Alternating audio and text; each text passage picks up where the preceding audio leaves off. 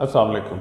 आज हम चाय के जो फ़ायदे हैं उनके ऊपर बात करेंगे और 8 फ़ायदे मैं आपसे चाय के ऐसे डिस्कस करूँगा कि आप सुन के हैरान रह जाएंगे और आपको आइंदा से चाय पीते हुए महसूस होगा जो मैंने 8 बातें आपसे जो की हैं। सबसे पहला फ़ायदा जो है वो चाय पीने का और ब्लैक टी जिसे आमतौर पर हम बोलते हैं वो ये होता है कि उसमें एंटीऑक्सीडेंट पाए जाते हैं। एंटीऑक्सीडेंट वो मरकबात हैं जो कि हमारे जिस्म से फाजल मादे या फालतू मादे जो होते हैं या केमिकल बनते हैं उनको निकालने में मदद देते हैं। तो सबसे पहला फ़ायदा होता है कि जो एंटीऑक्सीडेंट होते हैं हमारे जिस्म में से जो फाजल मादे हैं उनको निकालते हैं।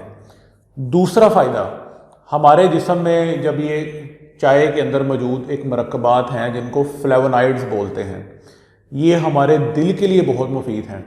तो चाय पीने से हमारे दिल के जो पट्टे हैं उनको तक़वियत मिलती है और जो फ्लेवोनाइड्स हैं ये हमारी जो हार्ट हेल्थ है उसके लिए बहुत अहम है। तीसरा फ़ायदा चाय पीने से हमें ये होता है कि चाय के अंदर बहुत सारे एंटी इन्फ्लेमेटरी या सोजिश कम करने वाले मरकबात मौजूद होते हैं जो कि हमारे जिस्म में जो मौजूद सोजिश है उसको कम करते हैं। चौथा फ़ायदा, हमारे जो गट है या जो निज़ाम है उसके अंदर जब हम चाय पीते हैं तो कुछ मरकबात हैं जिसको पॉलीफिनोल बोलते हैं और कुछ एंटी माइक्रोबियल यानी कि जरासीम को मारने वाले मरकबात इसके अंदर मौजूद होते हैं। जब ये हमारी आंत के अंदर जाता है चाहे ये सारे केमिकल जब हम चाय पीते हैं तो ये उसके अंदर मौजूद बहुत सारे जो जरासीम है उसको ख़त्म कर देता है।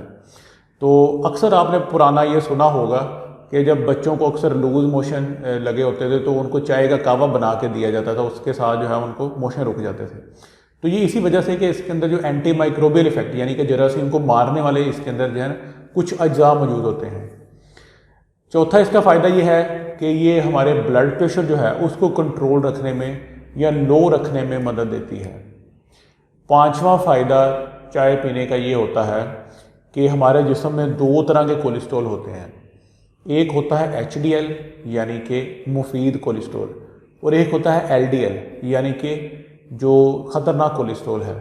तो ये LDL कोलेस्ट्रॉल जिसको हम ख़तरनाक कोलेस्ट्रॉल बोलते हैं, चाय जो है ब्लैक टी जो है जो ख़तरनाक कोलेस्ट्रॉल है उसकी मकदार को जिस्म में कम करता है, जिसकी वजह से हमारे जो जिस्म में कोलेस्ट्रॉल बढ़ने की वजह से होने वाले जो बीमारियां हैं जिनमें फालज का मसला है, दिल का मसला है, हार्ट अटैक यानी कि और खून की नली में कोलेस्ट्रॉल का जमना है, ये बहुत हद तक कम हो जाता है। वो लोग जिनको शुगर का मसला है और शुगर के मरीज़ हैं उनमें जो इंसुलिन की सेंसिटिविटी है वो चाय पीने की वजह से बढ़ जाती है, जिसकी वजह से किसी हद तक शुगर को कंट्रोल करने में चाय मदद देती है।